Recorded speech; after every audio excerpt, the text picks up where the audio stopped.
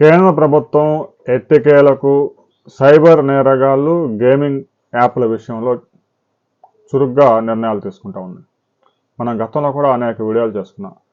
ప్రతి సంవత్సరం భారతదేశం నుంచి సైబర్ నేరగాళ్ళు 60,000 కోట్ల రూపాయలు దోచుకుపోతా ఉన్నారు.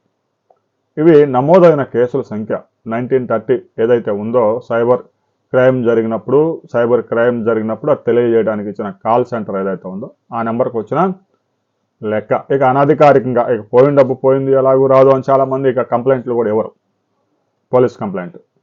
ఆ అమౌంట్ కూడా కలిపితే ప్రతి సంవత్సరం 1,00,000 కోట్ల రూపాయలు సైబర్ నేరగాళ్ళు దోచుకుంటూ ఉన్నారు.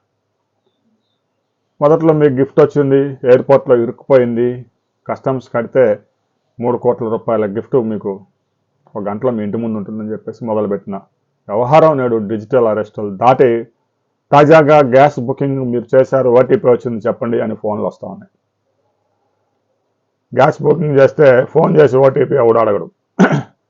ఇంటికి గ్యాస్ సిలిండర్ వేసుకొస్తారు, ఆ గ్యాస్ సిలిండర్ వచ్చిన వ్యక్తికి ఆ ఓటీపీ చెప్తే సరిపోతుంది. అంతేగాని ఫోన్ చేసి ఓటీపీ చెప్పండి అంటాం. తర్వాత ఏపీకే ఫైల్స్ వాట్సాప్లో డంప్ చేయడం, క్లిక్ చేస్తే బ్యాంక్ అకౌంట్ అంతా క్లియర్ అయిపోవటం.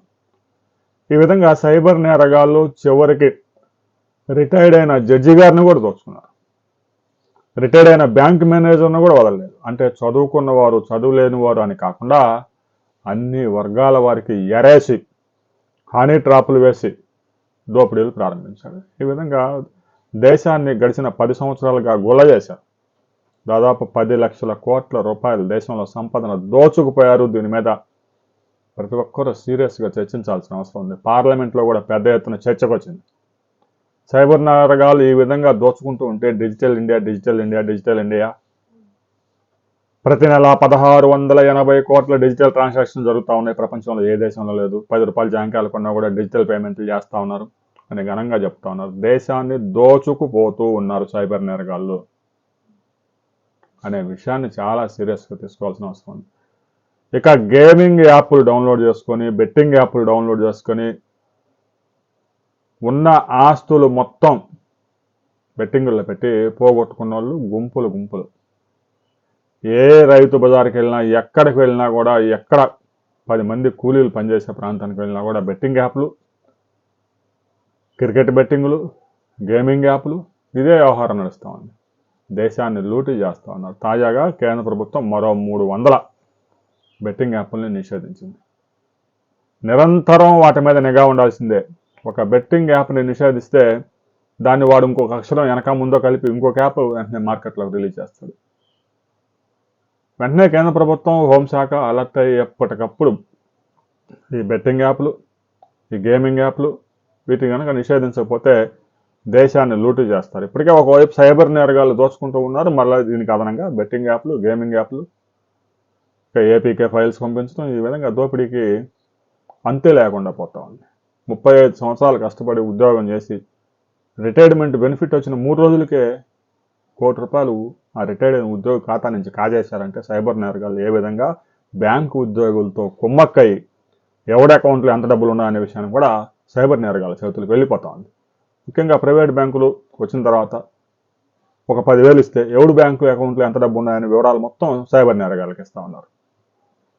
ఈ విధమైన దోపిడీని కనుక అరికట్టకపోతే, కేంద్ర రాష్ట్ర ప్రభుత్వాలు సీరియస్గా తీసుకోకపోతే ఈ దోపిడీకి అంతే ఉండదు. కొంపలు కొల్లేరు చేస్తున్నారు, ఆల్రెడీ చేశారు.